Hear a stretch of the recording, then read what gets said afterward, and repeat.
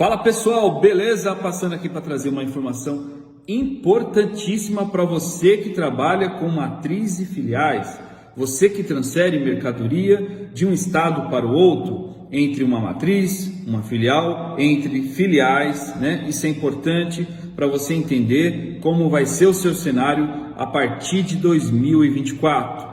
Essa semana foi publicado um convênio, convênio 174 de 2023, ele foi publicado no Diário Oficial da União no dia 1º de novembro de 2023 para regulamentar as operações de transferência de mercadoria e principalmente relacionado à transferência de crédito, tá certo?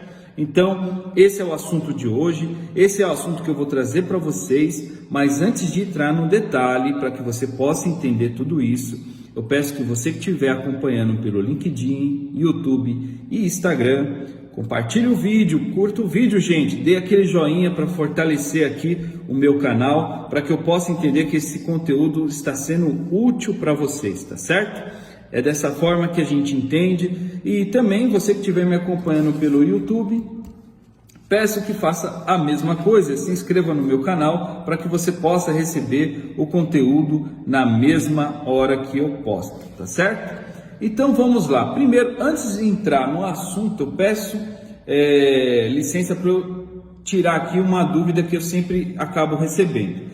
O que eu estou falando aqui, gente, não é quando você é sócio de várias empresas e possui estruturas de CNPJs distintas, ou seja, diferentes, né? Então, você que é sócio de uma empresa A com CNPJ 1, 2, 3, 4 e você que é sócio também de uma outra empresa que é uma estrutura de CNPJ totalmente diferente, não é o assunto para você, tá? O assunto é você ter uma matriz de CNPJ, você tem filiais dentro dessa estrutura que começa praticamente com os mesmos números e só muda o finalzinho. Então aquele 002, 003, 004, tá? Então essa é a estrutura de matriz e filial e que você pode estar estabelecida em um determinado estado, por exemplo, a sua matriz pode estar no estabelecimento de São Paulo, por exemplo, e está mandando mercadorias para outros estados da federação, por exemplo, uma Bahia, um Pernambuco, um Espírito Santo, uma Santa Catarina, entendeu? Cada filial estabelecida em um determinado estado e você que tem a matriz no estado de São Paulo alimenta com mercadorias esses outros estabelecimentos pertencentes à mesma pessoa jurídica.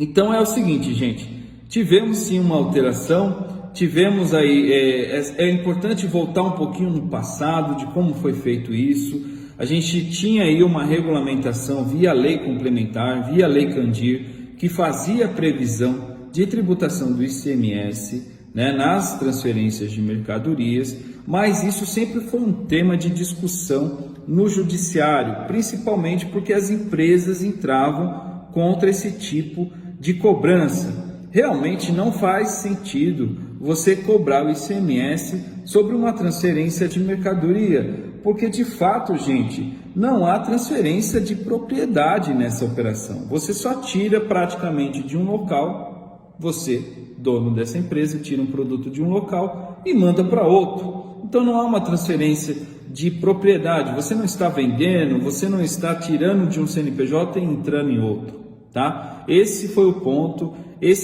que foi discutido há muito tempo atrás. Tivemos uma súmula antiga, súmula 166 do STJ, que já previa esse tipo de não incidência do ICMS nas transferências, mas esse assunto foi prolongando, até que teve também um repetitivo de controvérsia do STJ, tema 259, para quem gosta de anotar, que decidiu que também não faria sentido a tributação do ICMS nas transferências. Naquela época, né, todos os juízes precisavam obedecer essa decisão que foi colocada em repetitivo de controvérsias, mas infelizmente não foi o que aconteceu. Até que o assunto foi levado ao STF, gente. Tivemos aqui o assunto sendo discutido pelo tema 1099, que também decidiu no mesmo sentido. Naquela época foi colocado o seguinte: não há tributação do ICMS, mesmo quando for de estados distintos, de estados diferentes, porque existia uma polêmica. Beleza, eu concordo de não fazer a tributação do ICMS quando é uma operação interna de uma matriz com uma filial que está estabelecido dentro do estado de São Paulo, concordo de não ter essa tributação, por exemplo. Mas quando o assunto ia para um outro estado, aí os estados consideravam como tributação válida, que deveria sim ter a tributação nessa operação. Aí o assunto foi parar no STF, via tema 1099, e foi pacificado esse assunto. Só que depois, por incrível que pareça, tivemos uma ADC 49, que é a famosa ADC que está vinculada agora na Lei Candir. Se você for fazer uma pesquisa, você vai encontrar ela lá, principalmente nos pontos relacionados à transferência de mercadoria. Nessa ADIM, que foi inclusive promovida aí pelo estado do Rio Grande do Norte, ele discutia sobre a possibilidade de modulação dos efeitos dessa decisão do STF, né? Ele queria que pudesse aí colocar um tempo a partir do futuro, né, para que essa norma seja colocada em validade, e de fato aconteceu, né? A gente vai ter aí a não incidência do ICMS a partir do ano de 2024, a partir do exercício financeiro de 2024. Então aconteceu isso, de fato a gente vai aí parar de fazer o destaque do ICMS na nota a partir desse momento, porque não há mais base jurídica para isso. E também tinha um outro ponto, né? Como que ficariam os créditos? Os estados, né, principalmente o Rio Grande do Norte, entendia que todo o crédito que o estabelecimento de origem recebesse tinha que ser estornado.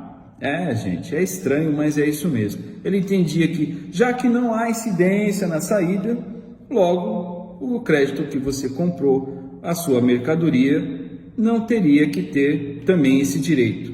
E aí o Estado perdeu, né? Os estados perderam e os contribuintes ganharam. Há sim a possibilidade de manutenção do crédito, só que na decisão os juízes, né? O STF deixou para que os estados possam fazer esse tipo de regulamentação por meio de convênio. E finalmente saiu o convênio que a gente está esperando, né? Saiu o convênio 174 de 2023, que prevê, né, sobre o uso e a transferência desses créditos. Então, logo na primeira cláusula lá do convênio, ele fala o seguinte, que fica obrigatória a transferência do crédito do ICMS. Isso foi um grande impacto para as empresas do varejo. Por quê? Porque muitas empresas varejistas esperavam que elas pudessem fazer a gestão do caixa, né, a gestão do crédito, à medida que ela for precisando. Então, se ela tem muito débito na origem, ela permanecia com aquele crédito, não transferia para o estado de destino da mercadoria. Por outro lado, se em algum momento ela sentisse que o estado em que ela transferiu a mercadoria está precisando de crédito, ela fazia a transferência do crédito que estava sobrando na origem e mandava para o destino. E isso era o que estava na cabeça, principalmente dos varejistas. Mas com base nesse convênio aqui, infelizmente, não vai acontecer conforme estava previsto, né? Ela agora vai ser obrigada a transferir o crédito da origem para o destino. Não importa se o destino ali estará acumulando crédito ou não, se ela fizer a transferência da mercadoria, vai sim ser obrigada a fazer essa transferência de crédito. Então, o crédito acompanha o produto, né? Então, toda vez que você for transferir da sua matriz ou de uma filial mesmo, que pode ser uma filial aqui de um estado, por exemplo, o estado de São Paulo, e mandar para um estado do Espírito Santo, por exemplo, você vai ser obrigado a mandar todo o crédito que você tinha aqui na origem para o destino. Então, isso vai impactar principalmente as empresas varejistas, né? Na reportagem do Valor Econômico fala muito sobre isso, né? Fala que muitos advogados tributaristas estão considerando aí como um retrocesso da decisão colocada no STF, né? Porque eles sempre defendiam essa possibilidade de fazer a gestão do crédito e agora não é mais possível, né? É claro que ainda vai ter a regulamentação, né, por alguns estados. Há muitas correntes que defendem que esse tipo de obrigatoriedade não deveria ser por meio de convênio, e sim por uma lei complementar, ajustando a lei Candir, mas infelizmente não foi o que aconteceu, né? Então a gente esperou muito essa regulamentação e veio através de convênio firmado por todos os estados. Então, esse é o impacto. Para as empresas industriais, né, as grandes atacadistas, eu não vejo tanto impacto assim, porque já era o que estava sendo feito, né? A gente já fazia a emissão da nota fiscal de transferência com o destaque do ICMS e quando recebia a mercadoria, fazia o crédito desse valor também na unidade de destino. Então, esse não era um problema muito mapeado, pelo menos era a minha opinião, na questão principalmente das empresas industriais.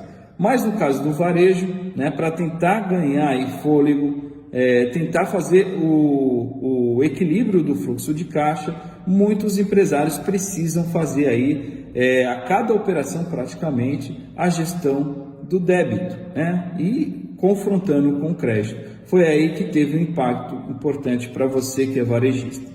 Então é isso, gente. No geral, tivemos essa regulamentação, vamos ter aí também internalização do convênio. O que seria isso, né? Os estados, por exemplo, o estado de São Paulo vai ter que ajustar a legislação interna para prever a regra publicada no convênio. Então é isso, gente. Esse é o assunto de hoje, esse é o assunto que eu separei para vocês. Envie para quem você conheça, que é empresário, que tem matriz e filial espalhadas pelo Brasil e que faz a transferência das mercadorias. Ele precisa saber dessa informação, então passe para ele, tá certo? E é isso. Um grande abraço para vocês e até o próximo vídeo. Até mais.